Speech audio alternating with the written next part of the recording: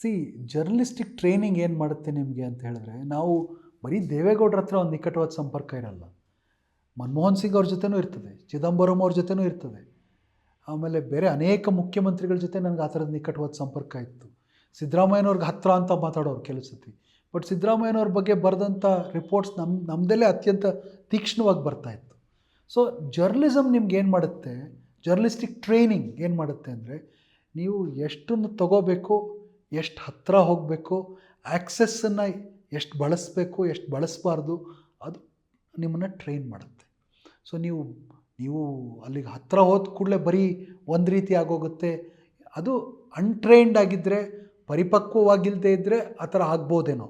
ನಾನು ಪರಿಪಕ್ವ ಅಂತ ಹೇಳ್ತಿಲ್ಲ, ಆದರೆ ಜರ್ನಲಿಸ್ಟಿಕ್ ಟ್ರೈನಿಂಗಿನ ಆ ಎಚ್ಚರ ನನ್ನಲ್ಲಿ ಸದಾ ಇತ್ತು. I never ever allowed Deve Gowda to sort of entertain me on anything. So that is a principle. So I ask you question, I finish the interview, I leave. But I will not allow indulgences. ಅನ್ನೋದು ಒಂದು ಸಣ್ಣ ಮಾನದಂಡ ಅದು.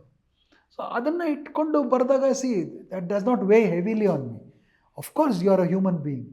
Of course ನೀವು ಹತ್ತಿರ ಹೋದಾಗ ನಿಮಗೆ ಗೊತ್ತಿಲ್ಲದ ಸಕಲ ಒಳ್ಳೆ ಗುಣಗಳು ಕಾಣ್ಬೋದು ಅದರಲ್ಲಿ. ನೀವು ಅದನ್ನು ತೊಗೊಂಡು ಯು ಪ್ರೋಸೆಸ್ ಇಟ್ ಅಲ್ವಾ. It's a journalistic process again. ಇವಾಗ ನೀವು ಇಂಟರ್ವ್ಯೂ ಮಾಡೋಕ್ಕೆ ಹೋಗ್ತೀರಿ, ಭಾಳ I have travelled with presidents and prime ministers. Abdul Kalam ನನಗೆ ಚೆನ್ನಾಗಿ ಗೊತ್ತಿದ್ದರು. I have travelled with him. ಬೇರೆ ಬೇರೆ ದೇಶಗಳಿಗೆ ಹೋಗಿದ್ದೀನಿ ಅವ್ರ ಜೊತೆ. ಅದೇ ರೀತಿ ಮನಮೋಹನ್ ಸಿಂಗ್ ಅವ್ರ ಜೊತೆ ಟ್ರಾವೆಲ್ ಮಾಡಿದ್ದೀನಿ, ವಾಜಪೇಯಿ ಅವ್ರ ಜೊತೆ ಟ್ರಾವೆಲ್ ಮಾಡಿದ್ದೀನಿ. It is not new to me to be with people who are in absolute power control ಇದು. ಅವ್ರ ಹತ್ರ ಹೋದಾಗ you are always be in awe. But what does journalism teach you? You come back and evaluate your own position, your own ಇದಕ್ಕೆ ಪುರಾವೆ ಇದೆಯಾ, ಈ ಥರ. They are all hypnotic characters.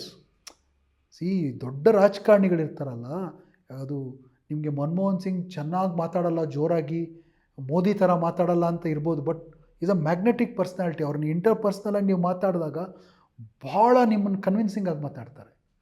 ದೇವೇಗೌಡರಿಗೆ ಒಂದು ಮ್ಯಾಗ್ನೆಟಿಕ್ ಪರ್ಸ್ನಾಲಿಟಿ ಇದೆ. ಮೋದಿ ಅವರಿಗೆ ಸಾರ್ವಜನಿಕವಾಗೇ ಇದೆ, ಎಲ್ಲರೂ ಒಪ್ಪಿದ್ದಾರೆ. ಅವರಲ್ಲಿ ಅಧಿಕಾರ ಇದ್ದಾಗಂತೂ ನಿಮಗೆ ಹೋದಾಗ you become like a puppy ಅನ್ನೋ ಥರ ಅಂತ ತುಂಬ ಜನಕ್ಕೆ ಅನ್ನಿಸ್ಬೋದು. ಇಲ್ಲ, ಆ ಥರ ಇರಬೇಕಾಗಿಲ್ಲ. Journalism teaches you to be adversarial. ನಿಮ್ಮ ಮೂಲಭೂತ ಗುಣ ಏನಂದರೆ you have to be adversarial. So ಆವಾಗ ಅವರು ತಮ್ಮನ್ನು ಹೊಗಳ್ಕೊಂಡು ಮಾತಾಡ್ಕೊಂಡಾಗಲೂ ಕೂಡ, ನಾನು ಇಂಥ ದೊಡ್ಡ ಕೆಲಸ ಮಾಡಿಬಿಟ್ನಪ್ಪ ಅಂತ ಹೇಳಿದಾಗೂ ಕೂಡ ನಾವು ಬರಿಬೇಕಾದಾಗ ಹೇಗೆ ಬರಿತೀವಿ, ಅವರು ಅವತ್ತು ಮಾತಾಡ್ತಾ ಇದು ನಾನು ಭಾಳ ದೊಡ್ಡ ಕೆಲಸ ಮಾಡ್ಕೊಂಬಿಟ್ಟೆ ಅಂತ ಭಾಳ ಹೊಗಳ್ಕೊಂಡ್ರು. ಬಟ್ ಇದನ್ನು ನೀವು ಹೊರಗೆ ಹಚ್ಚಿ ನೋಡಿದಾಗ ಇದರಲ್ಲಿ 70% ಮಾತ್ರ ಸತ್ಯ ಇತ್ತು ಅಂತ ಹೇಳ್ತೀವಿ, ಅಥವಾ 70% ಸುಳ್ಳಿತ್ತು ಅಂತ ಹೇಳ್ತೀವಿ. So you don't have to, initially you are in awe of big people. But I have been in journalism for 25 years to be enamoured like that. 25 ವರ್ಷ ನಾನು ಪತ್ರಿಕೋದ್ಯಮದಲ್ಲಿ ಅತ್ಯುನ್ನತ ಸ್ಥಾನಗಳಲ್ಲಿ ಕೆಲಸ ಮಾಡಿಬಿಟ್ಟಿದ್ದೀನಿ. ಸೊ ಹಾಗಾಗಿ I don't think I behaved like a cub reporter with my subject of my biography. And ದೇವೇಗೌಡರು ನಾನು ಪರಿಚಯ ಆಗಿದ್ದು ಈಗಲ್ಲ, ಮುಂಚೆಯಿಂದಲೂ ನೋಡಿದ್ದೀವಿ ನಾವು. ಸೊ ಹಂಗಾಗಿ I don't think that applies. ಇವಾಗ ಸಿದ್ದರಾಮಯ್ಯವ್ರ ಹತ್ರ ಹೋಗಿ ಭಾಳ ಒರಟಾಗೆ ಮಾತಾಡ್ಬಿಡ್ತಾ ಇದ್ದೆ ಕೆಲವು ಸತಿ, ಅವ್ರು ಮುಖ್ಯಮಂತ್ರಿ ಆಗಿದ್ದಾಗ. ಇದೆಲ್ಲ ಸರಿಗಿಲ್ಲ ನೀವು ಮಾಡ್ತಾ ಇರೋದು ಅಂತಲೇ ಹೇಳ್ತಾ ಇದ್ವಿ. ಆ ಒರಟುತನೂ ಕೆಲವು ಸತಿ ನಿಮ್ಮನ್ನು ಸೇವ್ಸ್ ಯು. ಎಲ್ಲ ಸಂದರ್ಭದಲ್ಲೂ ನಾಜೂಕೈ ಆಗಬೇಕಾಗಿಲ್ಲ ನೀವು. ಇಲ್ಲ, ನಮ್ಗೆ ಇಷ್ಟ ಇಲ್ಲ ಸ್ವಾಮಿ ಇದು ಮಾಡೋದು, ನನ್ನ ಟರ್ಮ್ಸಲ್ಲಿ ನಾನು ಮಾಡ್ತೀನಿ. ಸೊ ಅದನ್ನೆಲ್ಲನೂ ಗಟ್ಟಿ ಮಾಡಿಕೊಂಡೇ ನಾವು ಪುಸ್ತಕ ಬರೆಯೋಕ್ಕೆ ಒಪ್ಕೊಂಡಿರ್ತೀವಲ್ವ.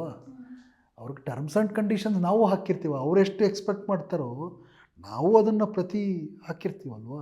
ಆಮೇಲೆ ಅದು ಕಮ್ಯುನಿಕೇಟ್ ವರ್ಬಲಿ ಮಾಡಬೇಕಂತ ಅಲ್ಲ, ಅದನ್ನು ಕಮ್ಯುನಿಕೇಟ್ ಮಾಡುವ 10 ಮಾದರಿಗಳು ನಮಗೆ ಗೊತ್ತಿರ್ತದೆ. Because journalism teaches you to tell you that this is the line, you shall not cross that line, I shall not cross that line.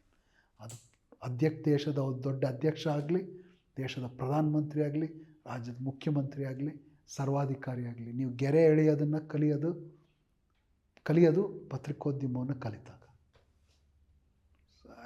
I got nothing to do with beyond that line.